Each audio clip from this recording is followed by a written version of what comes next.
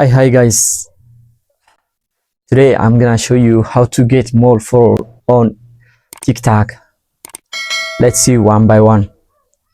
Okay, the first one is know your niche perfectly. Okay, ኒቻችሁን በደንብ ማወቅ አለባችሁ። የምትሰሩበት ኒች ለምሳሌ ኤዱኬሽን ሊሆን ይችላል፣ ቴክኖሎጂ ሊሆን ይችላል፣ ዳንስ ሊሆን ይችላል፣ ወይም ደግሞ ስፖርት ሊሆን ይችላል። ስለዚህ ኒቻችሁን በደንብ ልታውቁ ይገባል። በሁለተኛ ደረጃ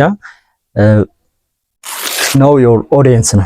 ኦዲየንሳችሁን ማወቅ ግድ ነው ማለት ነው። ይሄንን ቪዲዮ የምትሰሩት ለማን ነው ይሄንን ቪዲዮ የሚያይልኝ የሚለውን ነገር ቅድሚያ መመለስ አለባችሁ ማለት ነው። ለምሳሌ ሴቶች ሊሆኑ ይችላሉ፣ ወንዶች ሊሆኑ ይችላሉ፣ ህፃናት ሊሆኑ ይችላሉ፣ ወይም ደግሞ ትልቆች ሊሆኑ ይችላሉ። እሱን ማወቅ ግድ ይላል ማለት ነው። ሶስተኛ participate trending challenge ነው። you have to participate trending challenge. For example ምሳሌ ትሬንዲንግ ሚውዚክ ሊሆን ይችላል፣ ትሬንዲንግ ሳውንድ ከሙዚቃ ውጪ ሌላ ሳውንድ ሊሆን ይችላል። ብቻ ግን ትሬንዲንግ መሆን አለበት። ሁለተኛ ደግሞ ትሬንዲንግ ፒክቸር ወይም ደግሞ ትሬንዲንግ ኮንተንት ላይ ልክ እንደ ሪአክሽን ቪዲዮ ብትሰሩ አራተኛ ይሆናል ማለት ነው። ፖስት ኮንሲስተንትሊ ነው። you have to post your video day to day or 2 or 3 video per day. okay ከሁለት እስከ 3 ቪዲዮ በቀን መልቀቅ ይኖርባችኋል። ከዛ ውጭ ፖስት ማድረግ ይኖርባችኋል።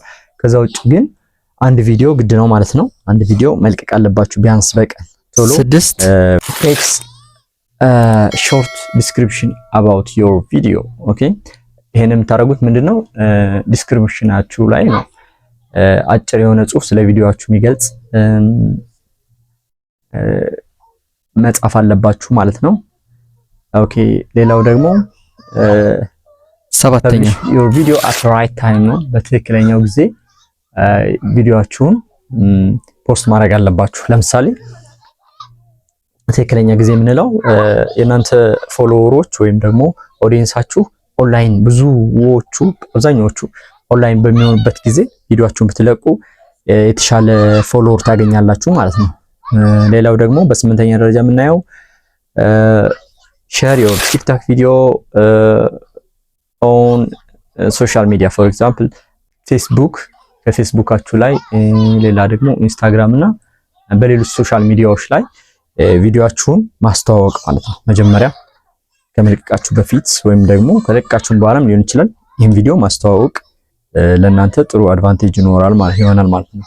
ሌላው በመጨረሻ የምናየው ምንድነው ቪዲዮአችሁን engage your audience።